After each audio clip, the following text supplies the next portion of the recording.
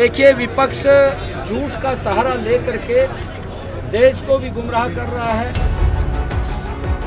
ये मोदी का भारत है, ये 21वीं सदी का भारत है।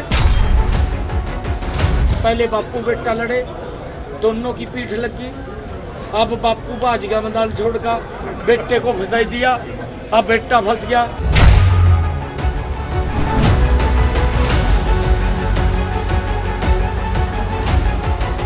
मुख्यमंत्री नायब सिंह सैनी ने करनाल स्थित आर्य समाज में लोगों से मुलाकात की और यहां पर हवन यज्ञ के साथ अपनी चुनावी अभियान भी प्रारंभ किया। आपको बता दें कि इस दौरान उनके साथ पूर्व मुख्यमंत्री व करनाल से लोकसभा प्रत्याशी मनोहर लाल खट्टर भी मौजूद रहे, जहां पर आए दिन मुख्यमंत्री नायब सिंह सैनी समाज के विभिन्न समुदायों से मुलाकात कर रहे हैं और चुनावी संदेश और भाजपा के लिए वोट अपील भी कर रहे हैं।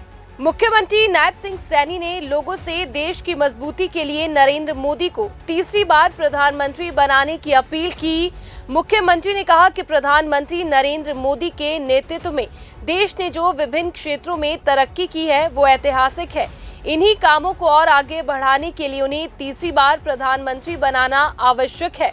वहीं इससे पूर्व मनोहर लाल और मुख्यमंत्री नायब सिंह सैनी का कार्यक्रम में पहुंचने पर आयोजकों द्वारा कमल की फूल मालाओं से स्वागत किया गया।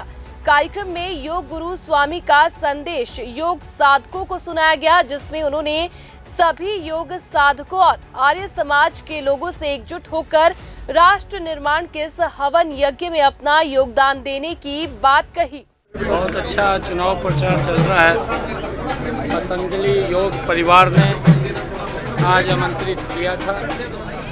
हवन यज्ञ से विजय का संकल्प पतंजलि परिवार ने लिया है, क्योंकि ये ऐसा व्यक्तित्व है जो सुबह 4 बजे उठता है और देश प्रदेश के लोगों की स्वास्थ्य वो ठीक रहे, वो बीमारियों से दूर रहे।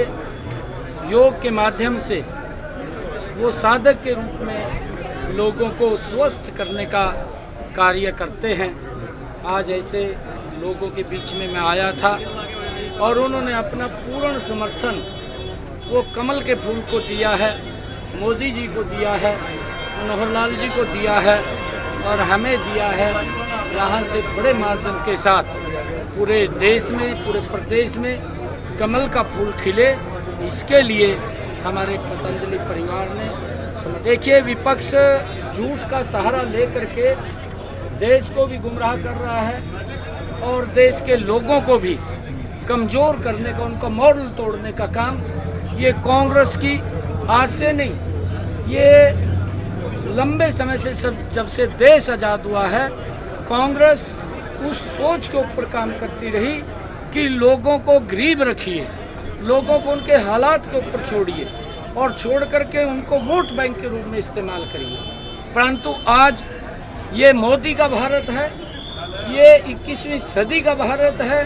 अब लोग कांग्रेस के उस कच्चे चिट्ठे को समझ चुके हैं, उनके नकाब को वो देख चुके हैं कि इनकी जो सोच है वो किस प्रकार की सोच है।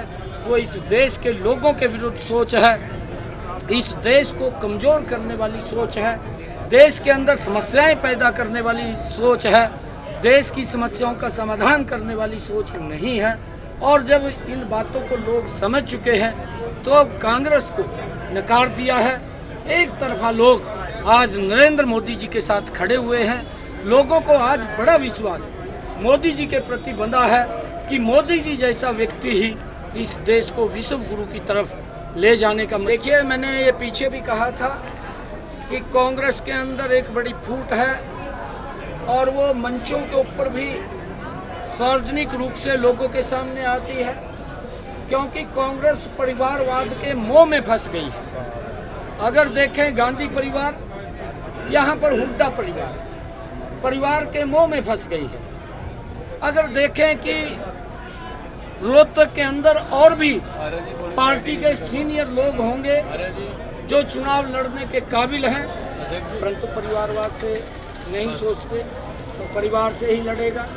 पहले बापू बेटा लड़े, दोनों की पीठ लगी। अब बापू भाज गया मैदान छोड़ का, बेटे को फंसाई दिया, अब बेटा फंस गया, वो भी हारेगा। ये लोग देखते हैं, ये परिवारवाद के मोह में फंसे हुए हैं। कि बाबरिया क्या करेगा, बाबरिया बेचारा लेटर लिखी जाएगा, परंतु कांग्रेस का सुपड़ा साफ हो जाएगा। जेल में से जो फ्रस्ट्रेशन उसके अंदर हो रही थी, भ्रष्टाचार को लेकर के वो जेल में गया था। शराब की भ्रष्टाचारी नीति के अंदर जहां घोटाला शराब के अंदर किया, लोगों को शिक्षा तो क्या देनी थी, शराब की तरफ धकेलने का काम किया और उसमें से पैसे ऐंठने का काम किया और उस भ्रष्टाचार के अंदर जेल में चला गया। जेल में गया तो फ्रस्ट्रेशन होगी और बाहर आकर के अपनी महिला आयोग की जो माननीय चेयरमैन रही, उसी को ही अपने घर में पीटने का काम किया। ये महिलाओं का सम्मान नहीं, अपमान करने का काम ये केजरीवाल ने किया है। ये तो बेचारे कुछ समय के लिए आए थे और इनकी सोच थी भी कहीं ना कहीं लूट पाट करके हाथ लग जाए और अपना आराम से बैठ कर खावांगे, जेल में बैठ कर खाएंगे।